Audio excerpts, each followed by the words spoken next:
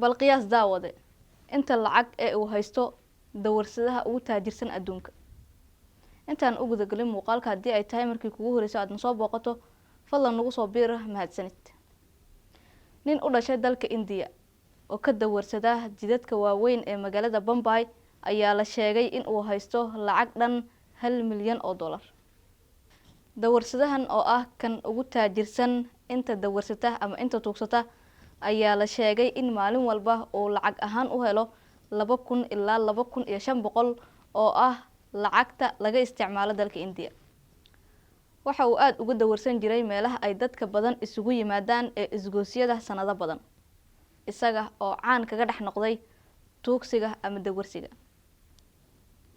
lacagta u keedsan dawarsadahan ama tuugsadahan ayaa lagu sheegay in ay dhan tahay 7.5 rubaas oo ah lacagta laga isticmaalo dalka India, una dhiganta 1 milyan oo dollar. waxa uu magaalada Bombay ee dalka India ku leeyahay 2 qol oo shidan oo lacag ahaan ku fadhiya 1.2 rubaas. sidoo kale waxa uu leeyahay 2 dukaan oo bishii loogu kireeyo 30,000 oo rubaas oo ah lacagta laga isticmaalo dalka India.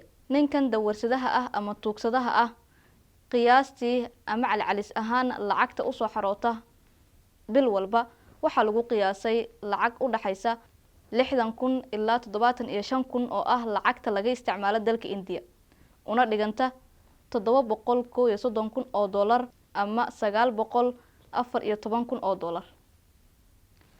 waana lacag ka badan lacagaha ay bil walba qaataan shaqaalaha caalamiga ah ee dalka India.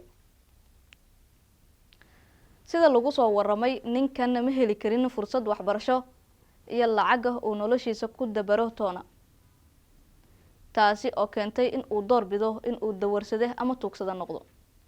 laakiin caruurtiisu la mid ma ahan aabahood, mana doonayaan in ay qaadaan dariiqii ama wadadii uu qaaday aabahood. waxa ay ka baxeen waxbarashada heerka sare dhammaantood, waa ayna shaqeeyaan, waxayna awoodaan in ay dabaraan noloshiisa inta ka dhiman. waxayna ka waaniyaan aabahooda in uu joojiyo tuugsiga ama dawarsiga. sidaasi oo ay tahayna maalin walba waxa uu soo baxaa jidadka si uu u tuugsado ama uu u dawarsado. tan iyo sanadkii 2015 waxa uu ahaa ninka loogu hadalhaynta badan yahay dalkiisa India. guud ahaan warbaahinta India ayuu qabsaday, wuxuuna noqday ninka loogu raadinta badan yahay baraha internetka.